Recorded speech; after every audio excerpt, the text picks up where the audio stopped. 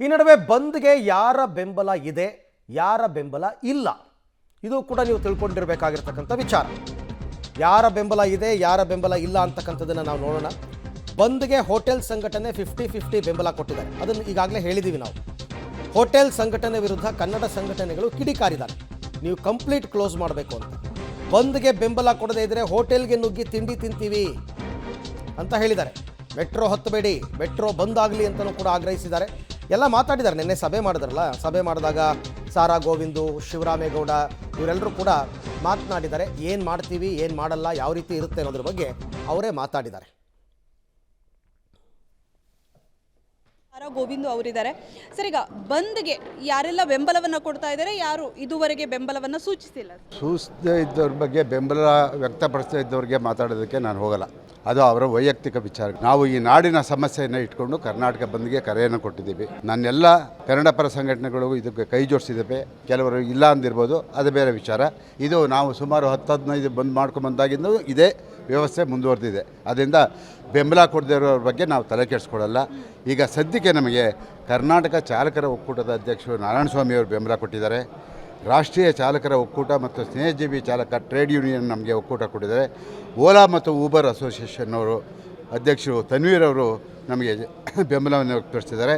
KSRTC BMTC ನೌಕರ ಸಂಘದ ಅಧ್ಯಕ್ಷ ಚಂದ್ರು ಅವರು ನಮಗೆ ಬೆಂಬಲವನ್ನು ವ್ಯಕ್ತಪಡಿಸಿದ್ದಾರೆ.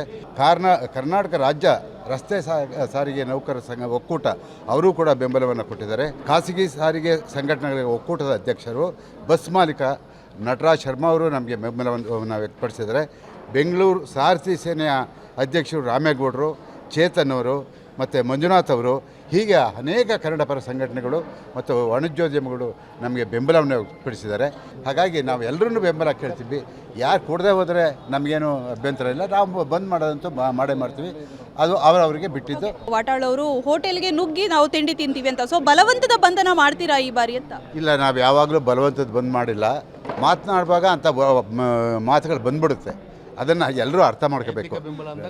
ನೈತಿಕ ಬೆಂಬಲ ಅಂದರೆ ಬೇಜಾರಾಗುತ್ತೆ. ನೀವು ನೈತಿಕ ಬೆಂಬಲ ಬೇಕಾಗಿಲ್ಲ ಅಂತಲೇ ಹೇಳ್ತಾ ಇರೋದು? ಹೌದು, ನೈತಿಕ ಬೆಂಬಲ ಬೇಕಾಗಿಲ್ಲ. ನಮಗೆ ನೈತಿಕ ಬೆಂಬಲ ಕಟ್ಕೊಂಡು ಏನಾಗಬೇಕು? ಕೈಗೆ ಬಟ್ಟೆ ಕಟ್ಕೊಂಡ್ಬಿಟ್ಟು ವ್ಯಾಪಾರ ಮಾಡ್ತೀನಿ ಅಂದರೆ ಅದು ನೈತಿಕ ಬೆಂಬಲಕ್ಕೆ ಬೆಲೆ ಇದೆಯಾ? ಅದನ್ನೆಲ್ಲ ನಾವು ಒಪ್ಪೋದಿಲ್ಲ. ಅವರು ಬಂದರೆ ಕೊಡಲಿ, ಇಲ್ಲ ಅಂದವ್ರಿಗೆ ನಾವು ಬಲವಂತ ಮಾಡಲ್ಲ.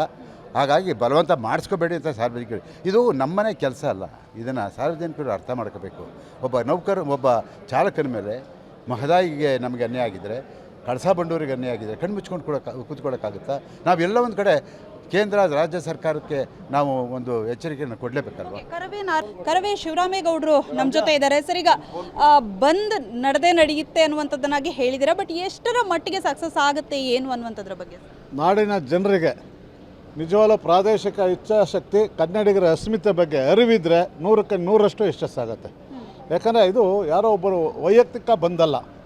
ಈ ನಾಡಿನ ಅನೇಕ ಜ್ವಲಂತ ಸಮಸ್ಯೆಗಳು ಇವತ್ತಿಗೂ ನೆನೆಗುದಿ ಬಿದ್ದಿದೆ. ಎಲ್ಲ ಒಂದು ಕಡೆ ಕರ್ನಾಟಕ ಇವತ್ತು ಕೇಂದ್ರ ಸರ್ಕಾರಕ್ಕೆ ಒಂದು ಗೌರವ ಕೊಡ್ತಕ್ಕಂಥ ರಾಜ್ಯವಾಗಿ ಉಳಿದಿಲ್ಲ.